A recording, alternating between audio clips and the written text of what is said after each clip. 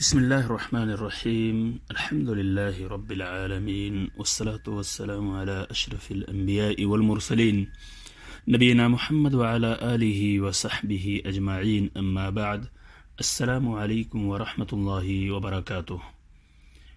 محترم سامعین، اربعین نویہ کی 27ویں حدیث اور اس حدیث کا ترجمہ اور اس سے مستنبط فوائد و احکام آج آپ سماعت فرمائیں گے۔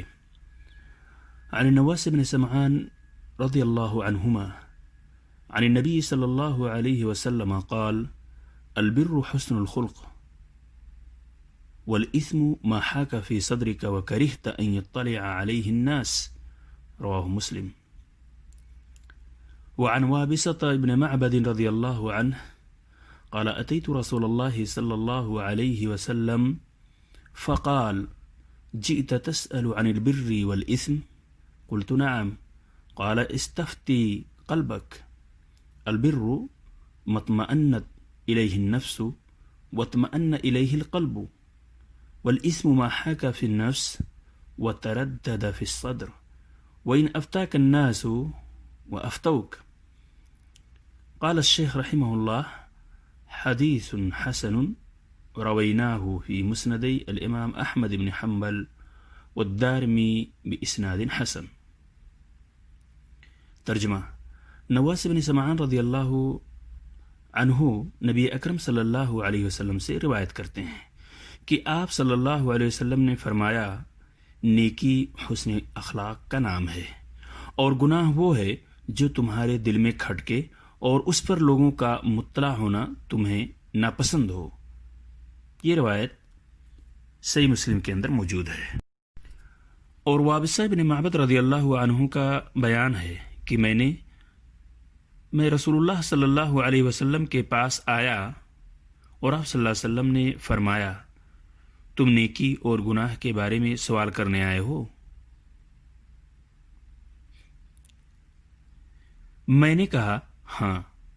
آپ صلی اللہ علیہ وسلم نے فرمایا، اپنے دل سے پوچھو۔ نیکی وہ ہے جس پر نفس مطمئن ہو اور جس پر دل پرسکون ہو، اور گناہ وہ ہے جو دل میں کھٹکے اور سینہ میں تردد پیدا کرے، اگرچہ لوگ تمہیں فتویٰ دیں۔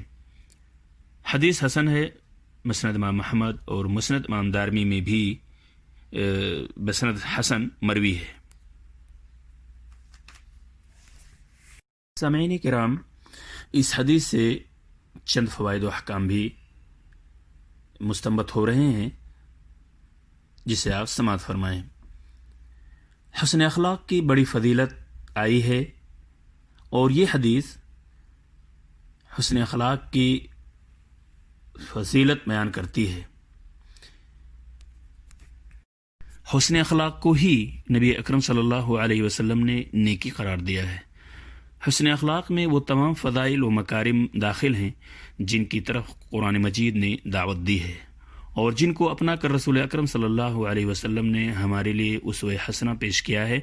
رسول اکرم صلی اللہ علیہ وسلم کا جیسا معاملہ اللہ کے ساتھ تھا اور جیسا کچھ اللہ کے بندوں کے ساتھ تھا، وہی اخلاق کا اعلیٰ نمونہ ہے، کیونکہ آپ صلی اللہ علیہ وسلم اخلاق کے سب سے اعلیٰ مقام پر فائز تھے۔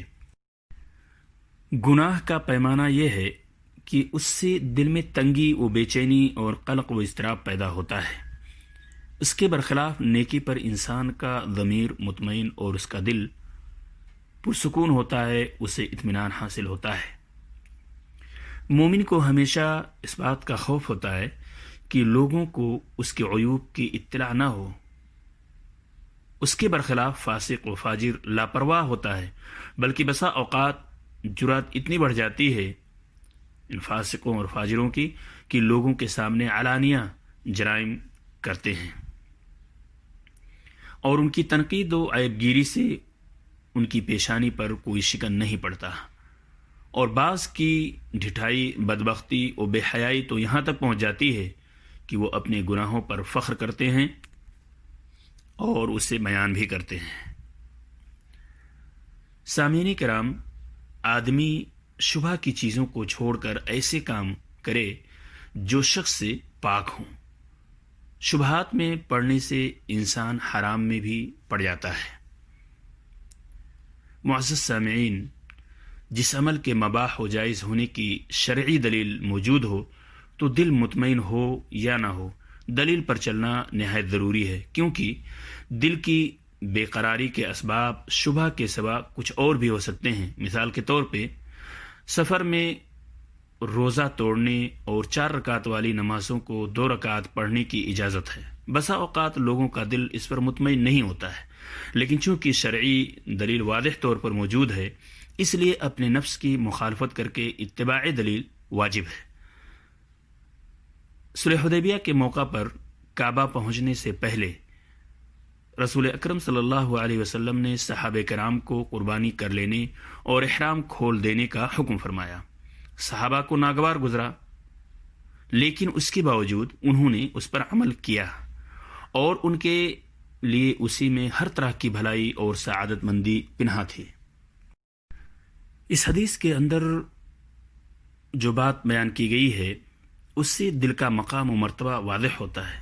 اگر دل کے اندر ایمان و استقامت جاگزیں اور پختہ ہو جائے تو شبہات کے مواقع پر اس کا فیصلہ درست ہوتا ہے اور نیکی و بدی میں اس کے فیصلے سے تمیز کی جا سکتی ہے۔ مجھے امید ہے سامعین کرام کہ آپ نے اس حدیث سے اور اس سے مستنبط فوائد و احکام سے استفادہ کیا ہوگا۔ السلام علیکم ورحمۃ اللہ وبرکاتہ۔